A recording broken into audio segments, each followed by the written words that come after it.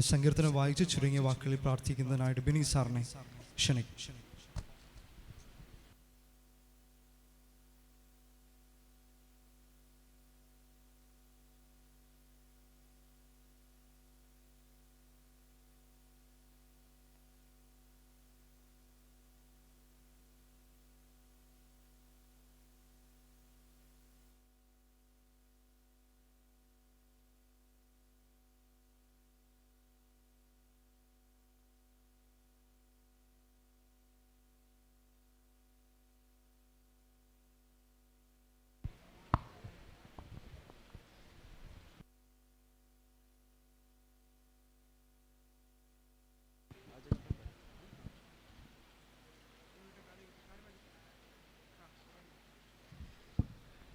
തൊണ്ണൂറ്റിയെട്ടാം സങ്കീർത്തനം. യഹോവയ്ക്ക് ഒരു പുതിയ പാട്ട് പാടുവിൻ. അവൻ അത്ഭുതങ്ങളെ പ്രവർത്തിച്ചിരിക്കുന്നു. അവൻ്റെ വലം കൈയും അവൻ്റെ വിശുദ്ധ ഭുജവും അവന് ജയം നേടിയിരിക്കുന്നു. യഹോവ തൻ്റെ രക്ഷയെ അറിയിച്ചും ജാതികൾ കാണുക തൻ്റെ നീതിയെ വെളിപ്പെടുത്തിയും ഇരിക്കുന്നു. അവൻ ഇസ്രായേൽ ഗൃഹത്തിന് തൻ്റെ ദയയും വിശ്വസ്തതയും ഓർത്തിരിക്കുന്നു. ഭൂമിയുടെ അറുതികളൊക്കെയും നമ്മുടെ ദൈവത്തിൻ്റെ രക്ഷ കണ്ടിരിക്കുന്നു. സകല ഭൂവാസികളുമായുള്ളവരെ യഹോവയ്ക്ക് ആർപ്പിടുവിൻ. കൊട്ടിഘോഷിച്ച് കീർത്തനം ചെയ്യുവിൻ. കിന്നരത്തോടെ യഹോവയ്ക്ക് കീർത്തനം ചെയ്യുവിൻ. കിന്നരത്തോടും സംഗീതസ്വരത്തോടും കൂടെ തന്നെ കാഹളങ്ങളോടും തൂര്യനാദത്തോടും കൂടെ രാജാവായ യഹോവയുടെ സന്നിധിയിൽ ഘോഷിപ്പിൻ. സമുദ്രവും അതിൻ്റെ നിറവും ഭൂതലവും അതിൽ വസിക്കുന്നവരും മുഴങ്ങട്ടെ. പ്രവാഹങ്ങൾ കൈകൊട്ടട്ടെ. പർവ്വതങ്ങൾ ഒരുപോലെ യഹോവയുടെ മുൻപാകെ ഉല്ലസിച്ച് ഘോഷിക്കട്ടെ. അവൻ ഭൂമിയെ വിധിപ്പാൻ വരുന്നു. ഭൂലോകത്തെ നീതിയോടും ജാതികളെ നേരോടും കൂടെ വിധിക്കും. പിതാവിനും പുത്രനും പരിശുദ്ധാത്മാവിനും മഹത്വമുണ്ടാകട്ടെ. അല്പനിമിഷം പ്രാർത്ഥിക്കാം. സ്നേഹവാനായ ദൈവമേ, സ്വർഗീയ നല്ല കർത്താവേ, അനുഗ്രഹമേറിയ ദിവസത്തിൻ്റെ സന്ധ്യയോടെടുക്കുന്ന സമയത്തിനായി സ്തോത്രം. ഇന്ന് പ്രഭാതത്തിൽ കർത്താവെ, ഞങ്ങളിൽ വ്യാപരിച്ച ദൈവിക കൃപയ്ക്കായി നന്ദി.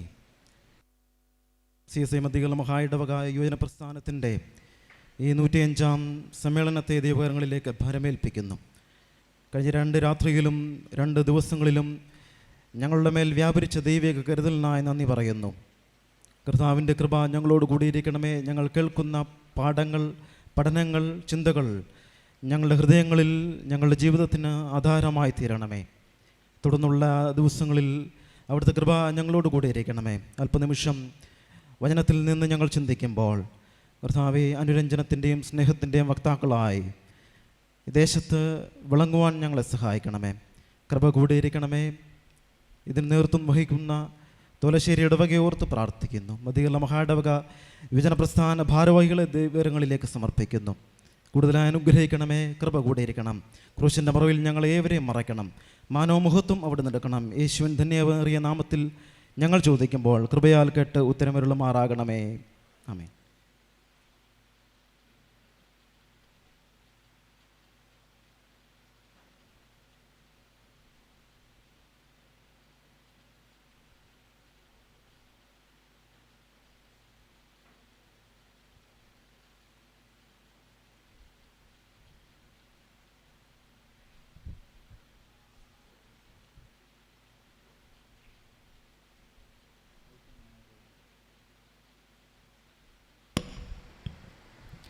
ഒരു നിമിഷം പ്രാർത്ഥനയ്ക്കായി തലകളെ വണക്കാം. ഞങ്ങളുടെ പാറയും ഞങ്ങളുടെ വീണ്ടെടുപ്പുകാരനുമായിരിക്കുന്ന യഹോവേ, അടിയൻ്റെ വായിലെ വാക്കുകളും നിൻ്റെ മക്കളുടെ ഹൃദയത്തിലെ ധ്യാനവും അങ്ങേക്ക് പ്രസാദകരമായി തീരുമാറാകണമേ. ആമേൻ. CSI മധ്യകേരള മഹായിടവകയുടെ ബിഷപ്പും യുവജനപ്രസ്ഥാനത്തിൻ്റെ പ്രസിഡൻറ്റുമായിരിക്കുന്ന അഭിവന്യ റൈറ്റ് റവറൻഡ് ഡോക്ടർ മലയിൽ സാബു കോശിച്ചെറിയാൻ തിരുമേനി, മഹായിടവകയുടെ മുൻ അമരക്കാരൻ വന്യ റൈറ്റ് റവറൻഡ് തോമസ് സാമുവൽ തിരുമേനി, മറ്റ് വന്യ വൈദികരെ, യുവജന പ്രസ്ഥാനത്തിൻ്റെ അമരക്കാരനായിരിക്കുന്ന ബഹുമാനപ്പെട്ട സിബി മാത്യു അച്ഛൻ, ഫിലിപ്പം വഗി സാറ്, സഹോദരീ സഹോദരങ്ങളെ, നിങ്ങൾക്കെല്ലാവർക്കും കർത്താവായ യേശു ക്രിസ്തുവിൻ്റെ നിസ്തുല്യ നാമത്തിൽ എൻ്റെ സ്നേഹവന്ദനത്തെ ഞാൻ അറിയിക്കുന്നു. നമ്മുടെ യുവജന പ്രസ്ഥാനത്തിൻ്റെ 105-ാമത്തെ കോൺഫറൻസ് നടക്കുമ്പോൾ വളരെ കാലിക പ്രസക്തമായ ഒരു വിഷയത്തെ ആസ്പദമാക്കിക്കൊണ്ടുള്ള പഠനങ്ങളും ചിന്തകളും ഈ ദിനങ്ങളിൽ നമ്മൾ നടത്തുകയാണ്. അതിൻ്റെ മധ്യത്തിലാണ് പ്രാർത്ഥനയുടെ പിൻബലമെന്ന് നമ്മൾ കരുതിക്കൊണ്ട് ഇത്തരത്തിലൊരു ധ്യാനം ക്രമീകരിച്ചിരിക്കുന്നത്. അതുകൊണ്ട് ഈ ധ്യാനത്തിൻ്റെ പ്രാരംഭത്തിൽ എനിക്കിങ്ങനെ ഒരു അവസരം ലഭിച്ചതോർത്ത് ഞാൻ ദൈവത്തിന് സ്തുതിയും സ്തോത്രവും കരേറ്റുന്നു. സമയത്തിൻ്റെ പരിമിതി ഉള്ളതുകൊണ്ട് ഞാൻ വളരെ വേഗത്തിൽ ഇന്നത്തെ ചിന്തയിലേക്ക് കടക്കാമെന്ന് ഞാൻ വിചാരിക്കുകയാണ്. ഞാൻ തീർച്ചയായും ഈ ഒരു വിഷയത്തെ പൂർണ്ണമായും ആസ്പദമാക്കിയിട്ടല്ല എൻ്റെ ധ്യാനം ക്രമീകരിച്ചിരിക്കുന്നത്. മറിച്ച് യൗവന പ്രായത്തിൽ നാം പാലിക്കേണ്ടുന്ന നിർബന്ധിക്കപ്പെട്ട ചില ഉത്തരവാദിത്ത ബോധങ്ങൾ നമ്മളിലേക്കൊന്ന് ഒരിക്കൽ കൂടി ഒന്ന് ഓർമ്മപ്പെടുത്തുക എന്നൊരു ഉദ്ദേശം മാത്രമാണ് ഞാൻ ഈ സമയം കൊണ്ട് ഉദ്ദേശിക്കുന്നത്. ഇന്നത്തെ ധ്യാനത്തിനായിട്ട് ഞാൻ വിശുദ്ധ ലൂക്കോസിൻ്റെ സുവിശേഷം 18-ാമത്തെ അധ്യായം 9 മുതൽ 14 വരെയുള്ള വാക്യങ്ങളെ ആസ്പദമാക്കിയിട്ടാണ് ഞാൻ എൻ്റെ ഇന്നത്തെ ചെറിയ ചിന്ത നിങ്ങളുമായിട്ട് പങ്കുവയ്ക്കാമെന്ന് കർത്താവിൽ ആഗ്രഹിക്കുന്നത്. ഒരുപക്ഷെ പല ആവർത്തി നമ്മൾ കേട്ടും വായിച്ചും പാരായണം ചെയ്തും ധ്യാനിക്കുകയും ഒക്കെ ചെയ്തിട്ടുള്ള വളരെ പരിചയമുള്ള ഒരു വേദഭാഗമാണ് ഈ സുവിശേഷ വേദഭാഗം. ഈ സുവിശേഷ വേദഭാഗത്തിൽ സമൂഹത്തിലെ 2 വ്യക്തികൾ അവർക്ക് പൊതുവിലായി ലഭിക്കുന്ന ഒരു ഇടത്ത് പ്രാർത്ഥന കഴിക്കാനായി പോകുമ്പോൾ അവരുടെ ഹൃദയത്തിൽ ഉണ്ടാകുന്ന വിചാരങ്ങളുടെ കൃത്യമായ പ്രതിഫലനം എങ്ങനെയാണ് എന്നുള്ളതാണ് ഇതിൻ്റെ ഒരു ചെറിയ ചിന്ത. എന്നാൽ ഇത് നമ്മൾ യൗവനക്കാരുടെ ജീവിതവുമായിട്ടൊന്ന് ബന്ധപ്പെടുത്തി ചിന്തിക്കാമെന്നാണ് ഞാൻ ആദ്യമായിട്ട് ആഗ്രഹിക്കുന്നത്. ഈ വേദഭാഗത്തിലേക്ക് നേരിട്ട് കടക്കുന്നതിന് മുൻപ് യൗവനം എന്നൊരു വിഷയം എപ്രകാരമാണ് ഞാനും നിങ്ങൾ മനസ്സിലാക്കിയിരിക്കുന്നൊരു പരസ്പര പങ്കുവയ്ക്കലിന് ഞാൻ ആഗ്രഹിക്കുകയാണ്. എൻ്റെ ഒരു കാഴ്ചപ്പാടിൽ യൗവനം എന്നുള്ളത് ധാർമ്മിക മൂല്യങ്ങളെ തിരിച്ചറിയാനായിട്ട് നമുക്ക് സാധിക്കുന്ന ഒരു നല്ല പ്രായമാണ് യൗവനം എന്ന് പറയുക. ഒരർത്ഥത്തിൽ പറഞ്ഞാൽ സ്വത്വബോധത്തെ അന്വേഷിച്ചിറങ്ങാൻ പ്രാപ്തമായ ഒരു പ്രായം. അങ്ങനെ യൗവനത്തെ ഞാൻ മനസ്സിലാക്കുകയാണ്. ഒരു യാത്രയായിട്ട് യൗവന കാലഘട്ടത്തെ ചിത്രീകരിച്ചാൽ ഒരു തോണിയിൽ ക്രിസ്തുവുമായി സഹവർത്തിത്വത്തിൻ്റെ മനോഭാവത്തിലൊരു യാത്ര പോകുമ്പോൾ നമ്മുടെ വിഷയമായിരിക്കുന്ന ഈ അനുരഞ്ജനത്തിൻ്റെയും ഐക്യത്തിൻ്റെയും ഒക്കെ ഒരുപാട് കടവുകളിൽ കയറി ഇറങ്ങി ക്രിസ്തുവിനോടൊത്ത് ഒരു മനോഹരമായ തീരത്തണയുന്ന ഒരു പ്രഖ്യാപനമോ ഒരു ആഗ്രഹമോ ഒക്കെയാണ് യൗവന പ്രായം എന്നുള്ളത് കൊണ്ട് ഞാൻ മനസ്സിലാക്കുന്നത്. ഈ പ്രായത്തിലാണ് ഒരു പക്ഷേ നമ്മളോട് തന്നെ സംസാരിക്കാനായിട്ട് തയ്യാറാകേണ്ടത്. നമ്മോട് ഈ പ്രായത്തിൽ സംസാരിക്കാതെ ഇരിക്കുകയാണെങ്കിൽ ഒരു ചിന്തകൻ്റെ വാക്കുകളിൽ നിങ്ങൾക്ക് നഷ്ടപ്പെടുന്നത് ഒരുപക്ഷെ ഈ ലോകത്തിലെ ഏറ്റവും പരിജ്ഞാനമുള്ള ഒരു വ്യക്തിയെ ആയിരിക്കും. നമ്മളിലെ തെറ്റുകൾ മറ്റൊരാൾ ചൂണ്ടിക്കാണിക്കുന്ന ഇടത്തല്ല, നമ്മുടെ നന്മകൾ മറ്റൊരാൾ പ്രശംസിക്കുന്ന ഇടത്തല്ല, മറിച്ച് സ്വയമായി അത് തിരിച്ചറിയാൻ ശ്രമിക്കുന്നൊരിടത്ത് കൃത്യമായും ഈ യൗവനം അത് പ്രകടമാക്കും, അല്ലെങ്കിൽ പ്രകടമായ ഒരു യൗവനമായിട്ട് നമുക്ക് കാണാൻ സാധിക്കുകയാണ്. യൗവനകാലത്തിൽ നമുക്ക് നല്ലൊരു ബന്ധം ക്രിസ്തുവുമായിട്ടാണ്. യൗവനകാലം എന്ന് പറയുന്നത് it's an encounter with Jesus Christ. യേശു ക്രിസ്തുവുമായ കൃത്യമായ ഒരു അഭിമുഖമാണ് നമ്മുടെ യൗവനം എന്ന് പറയുക. വേദപുസ്തകത്തിൽ ഒരുപാട് വാക്യങ്ങൾ യൗവനകാലത്തെ സൂചിപ്പിക്കുന്നുണ്ട്. 2 തിമോഥെയോസിൻ്റെ ലേഖനം 2-ാമത്തെ അധ്യായം 22-ാമത്തെ വാക്യത്തിൽ യൗവനകാലത്തിൽ നമ്മൾ സൂക്ഷിക്കേണ്ടുന്ന വിശുദ്ധിയെപ്പറ്റി സൂചിപ്പിക്കുന്നുണ്ട്. സദൃശവാക്യങ്ങൾ 5:9 നമുക്ക് ലഭിച്ചിരിക്കുന്ന യൗവനത്തിലെ ശക്തി തിന്മയ്ക്കായിട്ടൊന്നും ഉപയോഗിക്കരുത് എന്ന് പറഞ്ഞിട്ടുണ്ട്. അതുകൊണ്ട് നമ്മൾ വളരുന്നുവെങ്കിൽ, ജീവിക്കുന്നുവെങ്കിൽ ക്രിസ്തുവിനോട് ചേർന്ന് ജീവിപ്പാനായിട്ട് ഈ ഭാഗം നമ്മളെ ആഹ്വാനം ചെയ്യുകയാണ്. ഞാൻ ഇന്നത്തെ എൻ്റെ ഒരു വേദഭാഗം, ഇതൊരു ആമുഖമായി ഞാൻ പറഞ്ഞിട്ട് ഇന്നത്തെ എൻ്റെ വേദഭാഗത്തിലേക്ക് വരികയാണ്. ഇന്നത്തെ വേദഭാഗം ലൂക്കോസിൻ്റെ വിശുദ്ധ സുവിശേഷമാണ്. ലൂക്കോസിൻ്റെ വിശുദ്ധ സുവിശേഷം ഒരുപക്ഷേ അതിൻ്റെ ഏറ്റവും വലിയൊരു പ്രത്യേകത മറ്റ് സമവീക്ഷണ സുവിശേഷങ്ങളിൽ എങ്ങും രേഖപ്പെടുത്താത്ത ചില കൃത്യമായ ഉപമകൾ ക്രിസ്തുവിൻ്റേത് ലൂക്കോസാണ് കൃത്യമായി രേഖപ്പെടുത്തിയിട്ടുള്ളത്. അപ്പോൾ ലൂക്കോസ് ഈ ഭാഗങ്ങളിലെല്ലാം ഉപമകളിലൂടെ ക്രിസ്തുവിനെ പരിചയപ്പെടുത്തുന്നത് ഒരു നല്ല സുഹൃത്തായിട്ട് നമുക്ക് തീരണം എന്ന അർത്ഥത്തിലാണ്. അതുമാത്രമല്ല, ലൂക്കോസ് നമ്മളോട് ഇടപെട്ട് ഉപമകളിലൂടെ എല്ലാം പറയുന്നത് നമ്മുടെ കൈവശമുള്ളതിനെ ക്രിസ്തുവിന് കൊടുത്തിട്ട് ക്രിസ്തുവിൻ്റെ കൈവശമുള്ളതിനെ തിരികെ സ്വീകരിക്കാനായിട്ട് നമ്മളെ ഓർപ്പിക്കുന്ന ഒരു ഭാഗം കൂടെയാണ് ലൂക്കോസിൻ്റെ സുവിശേഷത്തിൻ്റെ മുഴുവൻ തലങ്ങളും എന്നുള്ളത്. ക്രിസ്തുവിനെ കൊടുക്കുമ്പോൾ നമ്മൾക്ക് ലഭിക്കുമെന്നുള്ളതിൻ്റെ ഏറ്റവും നല്ല ഉദാഹരണം ആധുനിക മിഷൻ്റെ പിതാവായി നമ്മൾ പരിഗണിക്കുന്ന മനസ്സിലാക്കുന്ന ഡോക്ടർ വില്യം കേറിയുടെ വാക്കുകളാണ്. അദ്ദേഹം പഠിപ്പിക്കുന്നുണ്ട്, expect great things from God and attempt great things for God. ദൈവത്തിൽ നിന്ന് വൻ കാര്യങ്ങളെ പ്രതീക്ഷിക്കുകയും ദൈവത്തിന് വേണ്ടി വൻ കാര്യങ്ങളെ നൽകാൻ സാധിക്കുകയും ചെയ്യുന്ന ഒരു ജീവിതത്തിന് നമ്മൾ ഉടമകളായി തീരണം എന്ന് പറയുകയാണ്. നമ്മുടെ ഉത്തരവാദിത്വത്തിൻ്റെയൊക്കെ പൂർത്തീകരണം യൗവനകാലത്തിൽ തന്നെ സംഭവിക്കേണ്ടുന്നത് ഒരു കാലചക്രത്തിൻ്റെ വളരെ കൃത്യമായ ഒരു ഇടപെടലാണ് എന്നും നമ്മൾ മനസ്സിലാക്കുകയാണ്. ഈ ഉപമയാണ് ഞാൻ ഇനി പറയാനായിട്ട് ആഗ്രഹിക്കുന്നത്. ഈ ഉപമയിൽ പ്രധാനമായും 2 വ്യക്തികളെ നമ്മൾ കാണുന്നുണ്ട്, ഒരു പരീശനും ഒരു ചുങ്കക്കാരൻ. 2 പേർക്കും പ്രാർത്ഥിക്കാനായിട്ടുള്ള അവസരം നിലനിൽക്കുന്ന ഒരു പശ്ചാത്തലത്തിൽ ഒരു ദൈവാലയത്തിലേക്ക് അവർ പ്രാർത്ഥനയ്ക്കായിട്ട് പോവുകയാണ്. നമ്മളൊക്കെ പരസ്പരം മനസ്സിലാക്കുന്നുള്ളൂ. നമ്മൾ സാധാരണയായി പറയും 100 പേർക്ക് 100 സ്വഭാവമാണ്. തീർച്ചയായും ഈ ദൈവാലയത്തിൽ പോകുന്ന പരീശൻ്റെ attitude it's completely different from it's entirely different from the attitude of tax collector. പരീശൻ്റെ മാനസികാവസ്ഥ, അവൻ്റെ മനോഭാവം, അവിടെയുള്ള അവനോടൊപ്പം പ്രാർത്ഥിക്കാൻ വന്നിട്ടുള്ള ചുങ്കക്കാരൻ്റെ മനോഭാവത്തിൽ നിന്ന് വളരെ വ്യത്യാസമുണ്ട്. ഈ ഉപമ ക്രിസ്തു പറയുന്ന ഉപമയാണ്. ക്രിസ്തു പറയുന്ന ഉപമയുടെ പൂർത്തീകരണവും ക്രിസ്തുവിൻ്റെ നാവിൽ നിന്ന് ലഭിക്കുമ്പോഴാണ് ഈ ഉപമയ്ക്ക് തനതായ ഒരു സൗന്ദര്യം ലഭിക്കുക. യേശുക്രിസ്തു ഈ ഉപമ കൊണ്ട് നമ്മളോട് സംസാരിക്കുന്നത് 2 മനോഭാവത്തിലുള്ള വ്യക്തികൾ നമ്മുടെ യൗവന കാലഘട്ടത്തിലും നമ്മുടെ ഇടയിലുണ്ട് എന്നൊരു തിരിച്ചറിവാണ് ക്രിസ്തു ഈ ഉപമ കൊണ്ട് നമുക്ക് നൽകുന്നത്. ഡോക്ടർ APJ അബ്ദുൽ കലാം അദ്ദേഹം യൂറോപ്യൻ യൂണിയനിൽ പ്രസംഗിക്കാൻ പോയപ്പോൾ ഒരു ക്ഷണം ലഭിച്ചപ്പോൾ അദ്ദേഹം പ്രസംഗിക്കാനായിട്ട് ഒരുങ്ങി. അദ്ദേഹത്തിൻ്റെ പ്രസംഗത്തിൻ്റെ ആദ്യത്തെ വരികൾ 10,000 വർഷങ്ങൾക്ക് മുമ്പ് ജീവിച്ചിരുന്ന ഒരു തമിഴ് പോയറ്റിൻ്റെ വരികൾ അദ്ദേഹം ഉദ്ധരിച്ചുകൊണ്ടാണ് പറഞ്ഞത്. അദ്ദേഹം അത് ചൂണ്ടിക്കാണിക്കുന്നത് യൗവന പ്രായത്തിൽ ഒരു രാജ്യത്തിൻ്റെ നിർമ്മാണത്തിൽ ഒരു യൗവനക്കാരൻ ഇടപെടുന്ന സാധ്യതയെ പറ്റി പറയുകയാണ്. ആ വാക്കുകൾ ഇങ്ങനെയാണ്: When there is beauty in the character, there is harmony in the home. When there is harmony in the home, there is perfection in your action, and there is an order in your action, then the peace will be in the world. എന്ന് പറഞ്ഞാൽ അനുരഞ്ജനത്തിലേക്കും, ഒറ്റവാക്കിൽ ഞാൻ പറഞ്ഞാൽ അനുരഞ്ജനത്തിലേക്കും ഐക്യത്തിലേക്കും ഒക്കെ നമ്മളെ നയിക്കുന്നത് നമ്മുടെ വ്യക്തിപരമായ ജീവിതത്തിലും കുടുംബത്തിലും സമൂഹത്തിലും സഭയിലുമൊക്കെ നമ്മൾ നൽകുന്ന സഹവർത്തിത്വത്തിൻ്റെ ഭാവങ്ങളാണ്. അത് തിരിച്ചറിയണമെങ്കിൽ യൗവനകാലം പ്രയോജനപ്പെടുത്തണമെന്നുള്ളതാണ് പറയുക. ഈ ലൂക്കോസിൻ്റെ വിശുദ്ധ സുവിശേഷം അതിൻ്റെ ഈ 18-ാമത്തെ അധ്യായത്തിൻ്റെ 9-ാമത്തെ വാക്യം ഞാൻ ഇന്നത്തെ ധ്യാനത്തിനായിട്ട് ഞാനതിൻ്റെ ഒരു പ്രാരംഭ ഭാഗമായിട്ട് ഞാൻ വളരെ വേഗത്തിൽ ഞാൻ വായിച്ച് പോവുകയാണ്.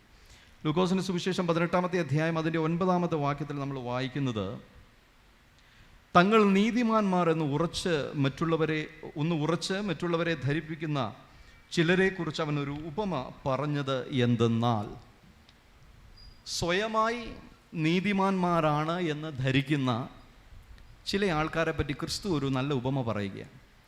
ഞാൻ പറയും, ക്രിസ്തു ചില അബദ്ധധാരണകൾ ഉള്ളവരെ നമ്മൾക്ക് പരിചയപ്പെടുത്തി നൽകുക. ഈ പരീശൻ എന്ന് പറയുന്നത് നമ്മുടെ സമൂഹത്തിൽ സ്വയത്തെ കൂടുതൽ ഇഷ്ടപ്പെടുന്ന സെൽഫിഷായിട്ടുള്ള, സ്വാർത്ഥരായിട്ടുള്ള നമ്മുടെ സഹോദരങ്ങളെ സൂചിപ്പിക്കുന്നുണ്ട് പരീശൻ. ഈ സ്വാർത്ഥരുടെ ഏറ്റവും വലിയ പ്രത്യേകത എന്താണെന്ന് അറിയാമോ? They are self pronounced righteous leaders. സ്വയപ്രഖ്യാപിതരായ നീതിമാന്മാരാണ്. അവരുടെ കാഴ്ചയിൽ അവർ ചെയ്യുന്നത് നീതി, അവർ കേൾക്കുന്നത് നീതി, അവർ പറയുന്നതെല്ലാം നീതി. ഇതാണ് അവരുടെ കാഴ്ചപ്പാട്. എന്നാൽ ഇതിൻ്റെ ഒരു കൃത്യമായ പഠനം നടത്തുമ്പോൾ വേദപണ്ഡിതന്മാർ പറയുന്നുണ്ട്, ഇതിന് ഒരു ഗ്രീക്ക് ട്രാൻസ്ലേഷനിൽ ഒരു കൺജക്ഷൻ ഉപയോഗിച്ചുകൊണ്ട് ഇവിടെയുള്ള ഈ പരീശൻ്റെ സ്വഭാവത്തെ പരിചയപ്പെടുത്തുകയാണ്. അവൻ സ്വാർത്ഥനാണ് എന്ന് ബോധിപ്പിക്കാനായി മറ്റുള്ളവരുടെ മുൻപിൽ തൻ്റെ വിലയേറിയ കാര്യങ്ങൾ വിളിച്ചു പറയുക. യൗവനക്കാരെ സംബന്ധിച്ചിടത്തോളം സ്വയമായി ന്യായീകരിക്കുന്നത് ദൈവത്തിന് അത്ര ഇഷ്ടപ്പെടുന്ന ഒരു കാര്യമാണ് എന്ന് വിചാരിക്കരുത്. നമുക്ക് എന്തെങ്കിലുമൊക്കെ കഴിവുകളും നന്മകളും ദൈവം നൽകുമ്പോൾ അതിൽ സ്വയമായി നമ്മൾ പ്രശസ്തി സ്വയമായി നൽകുന്നതിന് ദൈവത്തിന് ഇഷ്ടമില്ലാത്തൊരു കാര്യം. കാരണം ദൈവം നമുക്ക് നൽകുന്ന സാധ്യതകളെയൊക്കെ നമ്മൾ മനസ്സിലാക്കുന്നത് പരിജ്ഞാനം എന്നൊരു വാക്കുകൊണ്ടാണ്. വിസ്ഡം, കൃത്യമായ പരിജ്ഞാനം. ആ പരിജ്ഞാനം നമുക്ക് ലഭിക്കുന്നത് ദൈവത്തിൽ നിന്നാണ്. ഈ പരിജ്ഞാനത്തെ പറ്റി ഒരു കഥ ഈ ഉപനിഷത്തുകളിലുണ്ട്. ഈ വേദകാലത്തെ ഉപനിഷത്തിനെ ഈ വേദപണ്ഡിതന്മാർ പ്രധാനമായും 4ആയിട്ട് തിരിക്കുന്നുണ്ട്. കർമ്മകാന്ഡം, ഉപാസനകാന്ഡം, ജ്ഞാനകാന്ഡം എന്നൊക്കെ പേരിട്ടത് തിരിക്കുന്നുണ്ട്. അപ്പോൾ അതിൽ ഒരു ഭാഗത്ത് ഭഗവത്ഗീതയിലെ 4ാമത്തെ ഒരു ചാപ്റ്ററുണ്ട്. അതിന് ജ്ഞാനകർമ്മ സന്യാസ യോഗം എന്ന് പറയുക. അവിടെ അർജുനൻ ഭഗവാനോട് ചോദിക്കുന്ന ഒരു സംശയമുണ്ട്. അർജുനൻ്റെ സംശയം ഇങ്ങനെയാണ്. അർജുനൻ പറയുകയാണ്, വിവസ്വാൻ എന്ന് പറഞ്ഞാൽ സൂര്യന് ശാസ്ത്രം ഉപദേശിച്ചു കൊടുക്കാൻ ഭഗവാൻ എങ്ങനെ സാധിക്കും? ഭഗവാൻ വളരെ അടുത്ത് ജനിച്ച ഒരു മനുഷ്യനാണല്ലോ. ആ ചോദ്യത്തിന് തിരിച്ച് ഭഗവാൻ കൊടുക്കുന്ന ഉത്തരം, ഭഗവാൻ എന്നുള്ളത് ഓരോ കാലങ്ങളിലും എടുക്കുന്ന അവതാര രൂപമാണെന്ന സാമാന്യ ബോധം നിനക്കില്ലാതെ പോകുന്നത് കൊണ്ട് നിനക്ക് പരിജ്ഞാനത്തെ തിരിച്ചറിയാൻ സാധിക്കാതെ പോകുന്നുവെന്നാണ് പറയുക. ഞാൻ ഈ ചെറിയ ഉദാഹരണം പറഞ്ഞത്, ചില സമയത്ത് പരിജ്ഞാനത്തെ തിരിച്ചറിയാൻ ചെറിയ കാര്യങ്ങളിൽ തുടങ്ങിയ ശ്രദ്ധ നഷ്ടപ്പെടുന്ന ഒരു സാഹചര്യം നമ്മുടെ ഇടയിലുണ്ടോ എന്ന് നമ്മൾ തിരിച്ചും മറിച്ചും ചിന്തിക്കേണ്ടത് വളരെ ഉത്തരവാദിത്തപ്പെട്ടതായ ഒരു കാര്യമാണ്. ഈ പരീശനെയും ഈ ചുങ്കക്കാരനെയും ശ്രദ്ധിക്കുമ്പോൾ അവരുടെ കൃത്യമായ ദൈവിക ബോധ്യത്തെ അവിടെ വെളിപ്പെടുത്തുന്നുള്ളൂ. 9ാമത്തെ വാക്യത്തിൽ ക്രിസ്തുവിൻ്റെ അടുക്കലേക്ക് കടന്നു ചെല്ലുന്ന, അല്ലെങ്കിൽ ക്രിസ്തു പറഞ്ഞ് കൊടുക്കുന്ന ഈ ഉപമയിൽ പരിചയപ്പെടുന്ന സ്വയം നീതിമാൻ എന്ന് ധരിക്കുന്ന പരീശനെ പറ്റി തുടർന്നുള്ള വാക്യങ്ങളിലെല്ലാം വായിച്ചു വരുമ്പോൾ അവിടെ കൃത്യമായി യേശു ക്രിസ്തു എന്ന ദൈവം, അല്ലെ ദൈവപുത്രൻ, ഈ പരീശനെ അവലോകനം ചെയ്യുന്നുണ്ട്, ജഡ്ജ് ചെയ്യുന്നുണ്ട്. ഞാൻ പറയും, നമ്മുടെ ജീവിതത്തിലെ ഏറ്റവും നല്ല ജഡ്ജ് എന്ന് പറയുന്നത് യേശു ക്രിസ്തുവാണ്. He is the one and only genuine judge in our lifes. നമ്മുടെ ജീവിതത്തിലെ ഏറ്റവും ജെനുവിൻ ആയിട്ടുള്ളൊരു ജഡ്ജാണ്. അതിൻ്റെ കാരണം എന്താണെന്ന് അറിയുമ്പോൾ, Jesus is always available for us. നമുക്ക് സമീപസ്ഥനായ ഒരാളാണ് ക്രിസ്തു എന്നുള്ളത് നമ്മൾ മനസ്സിലാക്കണം. പഴയ യഹൂദ പാരമ്പര്യം അനുസരിച്ച് അവർ പ്രാർത്ഥിക്കാനായിട്ട് പോകുമ്പോൾ 2 തരത്തിലുള്ള പ്രാർത്ഥനാ രീതികൾ അവർ ദൈവാലയത്തിലുണ്ടെന്ന് പറയുക. അതിലൊരു പ്രാർത്ഥനാ ശൈലി എന്ന് പറയുന്നത് പ്രൈവറ്റ്, വളരെ സ്വകാര്യമായി പ്രാർത്ഥിക്കാനുള്ള ഒരു അവസരം. മറ്റൊന്ന് കോമൺ, കടന്ന് ഒരുമിച്ച് വന്ന് അവർക്ക് പ്രാർത്ഥിക്കാനായിട്ടുള്ള ഒരു സ്പേസ് ലഭിക്കുന്നുണ്ട്. ഒറ്റയ്ക്ക് പ്രാർത്ഥിക്കാനായിട്ടുള്ള അവസരം ലഭിക്കുന്നത് കൂടുതലും യഹൂദനാണ്. എന്നാൽ കൂട്ടമായി പ്രാർത്ഥിക്കാൻ വരുന്ന സമയത്ത് യഹൂദൻ്റെ കൂടെ വിജാതീയരും കാണാൻ സാധ്യതയുണ്ട്. അങ്ങനെ ഒരു സന്ദർഭമാണ് ഇവിടെ സൂചിപ്പിക്കുന്നത്. ഈ സന്ദർഭത്തിൽ യഹൂദനും പരീശനും ഈ ചുങ്കക്കാരനും ഒരുമിച്ച് പ്രാർത്ഥിക്കാൻ കടന്നു ചെല്ലുന്ന ഇടത്ത് അവരുടെ പ്രാർത്ഥനകളുടെ ശൈലിയാണ് അവരുടെ സ്വത്വബോധത്തെ നമുക്ക് പരിചയപ്പെടുത്തി നൽകുക എന്നുള്ളത്. യൗവന കാലഘട്ടത്തിലെ ഒരു സെൽഫ് പ്രൊക്ലൈംഡ് സ്റ്റാറ്റസ് നമ്മൾ ആഗ്രഹിക്കുന്നവരാണ്. അത് പരീശൻ്റെ ഒരു പ്രത്യേകത. ആ പരീശൻ്റെ പ്രാർത്ഥനയൊക്കെ നിങ്ങൾ വായിച്ചിട്ടുള്ളത് കൊണ്ട് ഞാൻ എല്ലാം വായിക്കുന്നില്ല. ആ പരീശൻ പ്രാർത്ഥിക്കുന്നത്, മറ്റുള്ളവരെ പോലെ അല്ലല്ലോ ഞാൻ, ആയതിനാൽ ഞാൻ നിന്നെ മഹത്വപ്പെടുത്തുന്നു എന്നാ പറയുക. സ്വയമായി നമുക്ക് മാർക്കിടാൻ നമ്മൾ ആരാണെന്ന ഒരു ചോദ്യം നമ്മുടെ മുമ്പിലേക്ക് വരികയാണ്. ആരാണ് നമ്മൾ ഒരു പരീശൻ്റെ സ്ഥാനത്തിലേക്ക് മാറാനായിട്ട്? സ്വയമായി പരീശൻ അങ്ങ് വിചാരിക്കുക, അവൻ ചെയ്യുന്നത് ശരിയാണ്, തെറ്റാണ്. അവൻ ചെയ്യുന്ന തെറ്റുകളിലൊന്നും അവൻ വേദനയല്ല പ്രകടിപ്പിക്കുക, മറിച്ച് അവൻ ചെയ്യുന്നതെല്ലാം ശരിയാണെന്ന ബോധ്യം മറ്റുള്ളവരിലേക്ക് അടിച്ചേൽപ്പിക്കുക. വളരെ നമ്മൾ ഭാരതീയർ ഏറ്റവും പരിചയപ്പെട്ടിട്ടുള്ള ഒരു പദപ്രയോഗമാണ് ഈ ലോക സമസ്ത സുഖിനോ ഭവന്തു എന്നുള്ള പദപ്രയോഗം. അത് ലോകത്തിലെങ്ങും സമാധാനവും ശാന്തിയും ഉണ്ടാകണമെന്നൊരു ആപ്തവാക്യം, ഒരു സ്ലോഗനായിട്ടാണ് പറയുക. ഇത് വളരെ നല്ല വരികളാണ്, നമുക്ക് എല്ലാം പരിചയവും സ്വീകാര്യമായിട്ടുള്ള ഒരു ഇതാണ്. പക്ഷേ അതിൻ്റെ മുൻപിലുള്ള വരികൾ പഠിക്കുമ്പോഴാണ് ശരിക്കും ഈ വാക്ക് എങ്ങനെ പ്രയോഗിച്ചു അതിൻ്റെ അർത്ഥം വരിക. അവിടെ പറയുന്ന ശരിക്കുമുള്ള ഈ വരികൾ മുഴുവൻ ഇങ്ങനെയാണ്: രക്ഷ പ്രജാഭ്യ പരിപാലയതാം ന്യായേണ മാർഗേണ മഹീം മഹേശ ഗോ ബ്രാഹ്മണേഭ്യ ശുഭമസ്തു നിത്യം ലോകാ സമസ്ത സുഖിനോ ഭവന്തു. അതിൻ്റെ അർത്ഥം, ഈ മനുസ്മൃതി പ്രകാരം ബ്രാഹ്മണ്യത്തിലൂടെ ബാക്കിയുള്ളവർക്കും സമാധാനം, ബാക്കിയുള്ളവർക്കും ഔദാര്യമായ അവകാശം എന്ന ചിന്താഗതി വരിക. ഇതാ പരീശൻ്റെ ചിന്ത. തൻ്റെ കൂടെ പ്രാർത്ഥിക്കാൻ വരുന്ന ചുങ്കക്കാരനെ ഈ പരീശൻ്റെ പശ്ചാത്തലമാണ് തള്ളിക്കളയുന്നത്. തള്ളിക്കളഞ്ഞിട്ടൊരുവിൽ പരീശൻ പറയുകയാണ്, അവനിലൂടെ ലഭിക്കുന്നതൊന്നും നിങ്ങൾക്ക് ന്യായമല്ല, അതുകൊണ്ട് അവൻ എന്നിൽ നിന്ന് മാറി നിൽക്കേണ്ടുന്നവനാണ് ഞാനാണ് അവനേക്കാൾ നല്ലവനെന്ന സെൽഫ് പ്രൊക്ലൈംഡ് സ്ലോഗൻ അവിടെ ചൊല്ലുക. പ്രിയമുള്ള സഹോദരീ സഹോദരങ്ങളെ, നമ്മളെ സംബന്ധിച്ചിടത്തോളം നമ്മുടെ ഉത്തരവാദിത്തങ്ങൾ രണ്ട് ഭാഗങ്ങളിൽ നിൽപ്പുണ്ട്. സഭയോടൊരു ഉത്തരവാദിത്വം യൗവനക്കാർക്കുണ്ട്. രണ്ടാമത്തെ നമ്മുടെ ഉത്തരവാദിത്വം കുടുംബത്തോടുള്ള ഉത്തരവാദിത്വമാണ്. സഭയോടുള്ള നമ്മുടെ ഉത്തരവാദിത്വം പൂർത്തീകരിക്കാൻ നമുക്ക് സാധിക്കണം. സഭയെ സംബന്ധിച്ചിടത്തോളം എപ്പോഴും എല്ലാവരും പറയുന്നൊരു കോമൺ ഉപയോഗമാണ്, church is not an institution. സഭ ഒരു സ്ഥാപനമല്ല.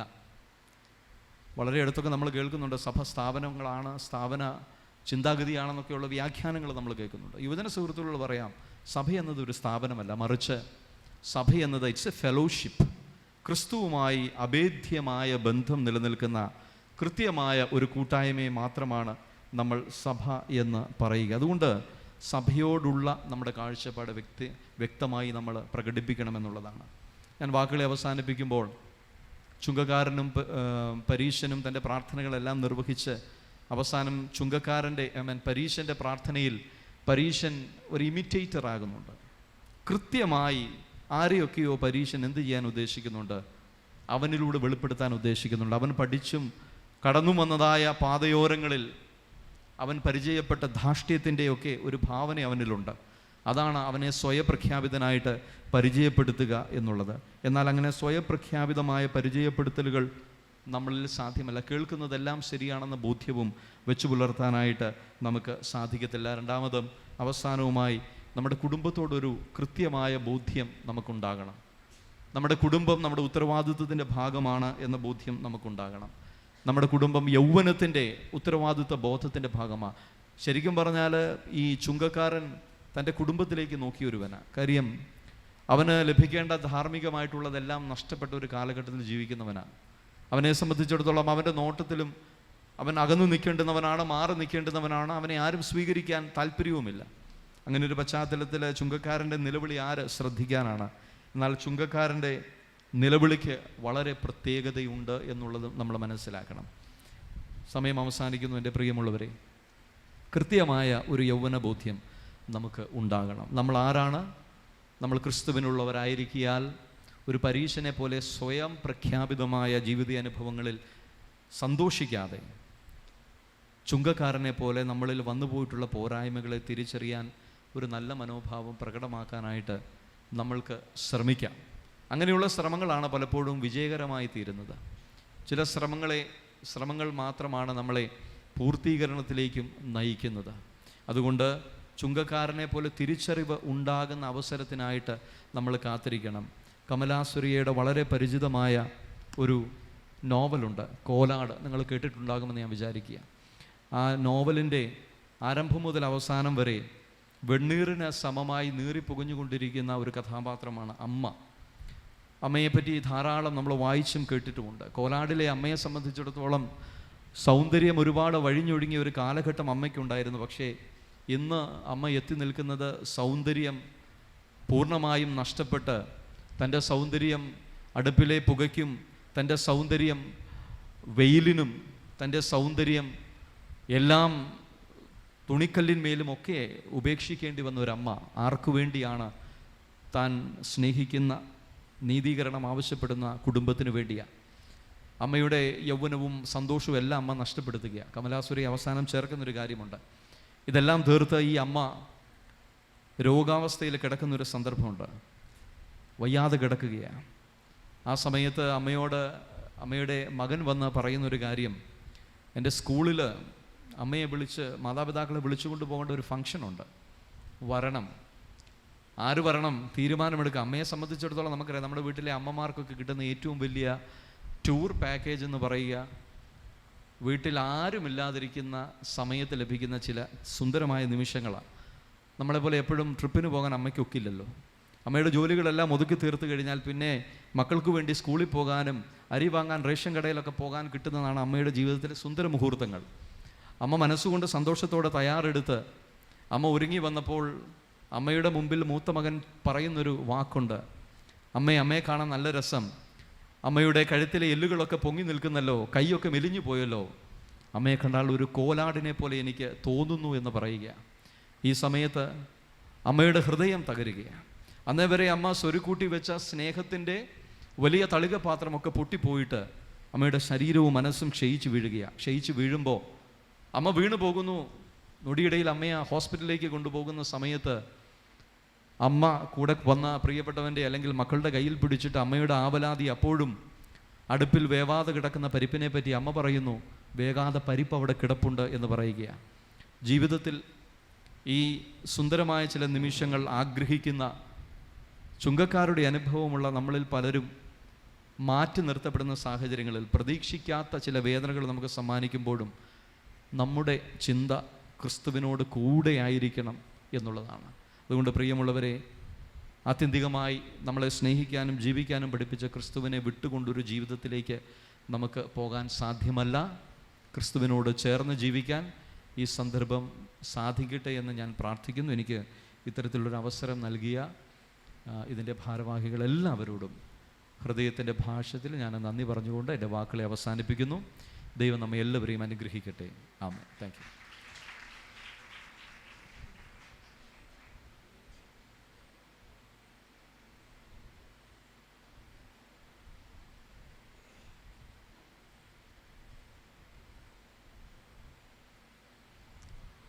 ദൈവനാമത്തിന് മഹത്വമുണ്ടാകട്ടെ. അരമണിക്കൂർ നേരത്തോളം നമുക്ക് ദൈവസന്നിധിയിൽ ഒരുമിച്ചിരുന്ന് പ്രാർത്ഥിക്കുവാനിടയാക്കിയതിനായിട്ട് ദൈവത്തിന് സ്തോത്രം ചെയ്തുകൊള്ളുന്നു.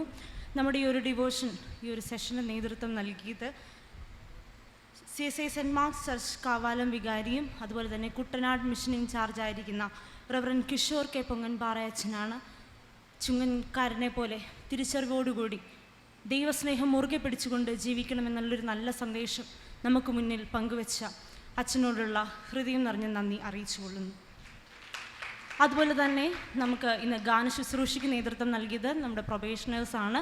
പ്രൊബേഷണേഴ്സ് എല്ലാവരോടുമുള്ള നന്ദി അറിയിച്ചുകൊള്ളുന്നു.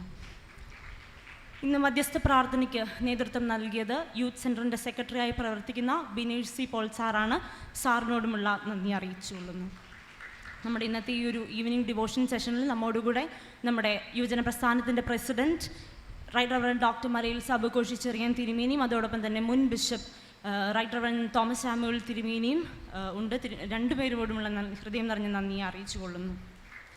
അതുപോലെ തന്നെ ഇന്ന് ഈ ഒരു ഡിവോഷനിൽ വരും പ്രാർത്ഥനയോടുകൂടി ദൈവവചനം ശ്രദ്ധയോട് കേട്ടിരുന്ന കടന്നു വന്ന നിങ്ങളെല്ലാ യുവജനങ്ങളെയും അതുപോലെ തന്നെ സഭാ ശുശ്രൂഷകർ ഈ ഒരു വചനം കേട്ടിരുന്ന എല്ലാവരോടും ഉള്ള നന്ദി ഒറ്റ വാക്കിൽ അറിയിച്ചുകൊണ്ട് നിർത്തട്ടെ.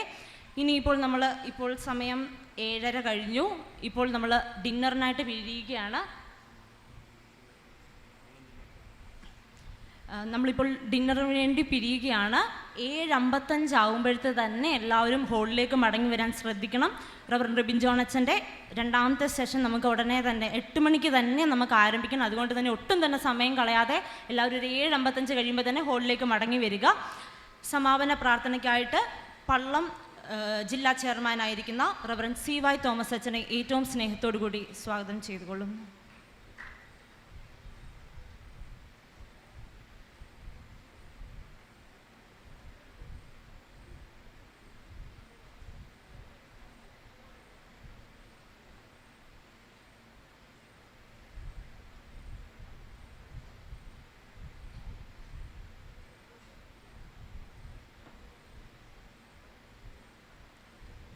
നമുക്കെല്ലാവർക്കും എഴുന്നേറ്റ് നിൽക്കാം. പ്രാർത്ഥനയ്ക്കായി തലകളെ വണക്കാം.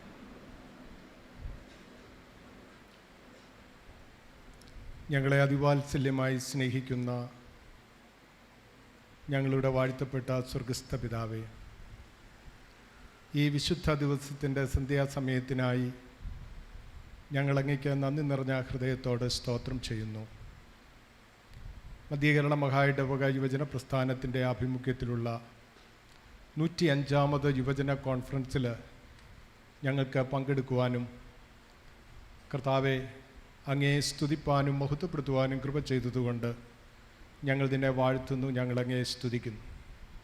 ഈ സന്ധ്യാസമയത്ത് ഞങ്ങളെ കേൾപ്പിച്ച മാറ്റമില്ലാത്ത തിരുവചനത്തിനായി ഞങ്ങളങ്ങയ്ക്ക് നന്ദിയോടെ സ്തോത്രം ചെയ്യുന്നു, സ്തുതിക്കുന്നു. കർത്താവെ, ഞങ്ങൾ ഈ ലോകത്തിലായിരിക്കുമ്പോൾ കർത്താവെ മറ്റുള്ളവരെ കരുതുവാൻ, സ്നേഹിക്കുവാൻ, ഞങ്ങളുടെ മാതാപിതാക്കളെ ബഹുമാനിക്കുവാൻ, ഞങ്ങളുടെ യൗവനം ദൈവമേ നിൻ്റെ ദാനമാകുന്നു എന്ന് തിരിച്ചറിയുവാൻ അവിടുന്ന് സഹായിക്കണമെന്ന് ഞങ്ങൾ നിന്നോട് പ്രാർത്ഥിക്കുന്നു.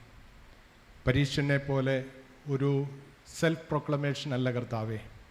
തിരുസന്നിധിയിൽ ഞങ്ങളെ താഴ്ത്തുവാൻ, വിനയപ്പെടുത്തുവാൻ അവിടുന്ന് സഹായിക്കണമെന്ന് ഞങ്ങൾ അങ്ങയോട് പ്രാർത്ഥിക്കുന്നു. തിരുവചനം സംസാരിച്ച പൊങ്ങമ്പാറ അച്ഛനു വേണ്ടി പ്രാർത്ഥിക്കുന്നു. തുടർന്നും നിൻ്റെ കൃപയിൽ നിൻ്റെ മകനെ നിർത്തണമേ കർത്താവെ. ഈ കോൺഫറൻസിന് നേതൃത്വം നൽകിക്കൊണ്ടിരിക്കുന്ന എല്ലാ നിൻ്റെ മക്കൾക്ക് വേണ്ടിയും പ്രാർത്ഥിക്കുന്നു. പ്രത്യേകിച്ച് യുവജന പ്രസ്ഥാനത്തിൻ്റെ പ്രസിഡൻ്റ് ആയിരിക്കുന്ന ഞങ്ങളുടെ അഭിമന്യ തിരുമേനിക്ക് വേണ്ടി പ്രാർത്ഥിക്കുന്നു. തോമസ് സാമുൽ തിരുമേനിയെ തിരുക്കരങ്ങളിൽ തരുന്നു കർത്താവെ. ഞങ്ങളുടെ അച്ഛന്മാരെ എല്ലാവരെയും അനുഗ്രഹിക്കണേ. സഭാ ശുശ്രൂഷകരെ അനുഗ്രഹിക്കണേ. യുവജന പ്രസ്ഥാനത്തിൻ്റെ ഭാരവാഹികളായിട്ടുള്ള എല്ലാവർക്കായിട്ടും പ്രത്യേകിച്ച് ജനറൽ സെക്രട്ടറി CBHനായിട്ട് പ്രാർത്ഥിക്കുന്നു കർത്താവെ. ഈ തോലശ്ശേരി സഭയെ നിൻ്റെ കരങ്ങളിലേക്ക് തരുന്നു. ഈ സമ്മേളനം നടത്തുവാൻ ആവശ്യമായ ക്രമീകരണം ചെയ്തുകൊണ്ടിരിക്കുന്ന നിൻ്റെ കുഞ്ഞുങ്ങൾക്ക് വേണ്ടുന്ന എല്ലാ കൃപകളും അനുഗ്രഹങ്ങളും നൽകണം. ശാന്തമായ ഒരു രാത്രി ഞങ്ങൾക്ക് തരണമേ. 8 മണിക്ക് നടക്കുന്ന പേപ്പർ അവതരണത്തെയും ഞങ്ങൾ ഈ സമയം ഓർക്കുന്നു. കൂടുതൽ പഠിക്കാൻ, ധ്യാനിക്കുവാൻ, അങ്ങേ മഹത്വപ്പെടുത്തുവാൻ, ഞങ്ങളെ നിൻ്റെ സന്നദ്ധിയിൽ വിനയപ്പെടുത്തുവാൻ, നിനക്കുള്ളവരായി ജീവിപ്പാൻ തിരുമേനി ഞങ്ങൾക്കെല്ലാവർക്കും സഹായിക്കണമെന്ന് യേശു രക്ഷിതാവിൻ്റെ വിലയേറിയ നാമത്തിൽ പ്രാർത്ഥന കേൾക്കണമേ. ആമേൻ.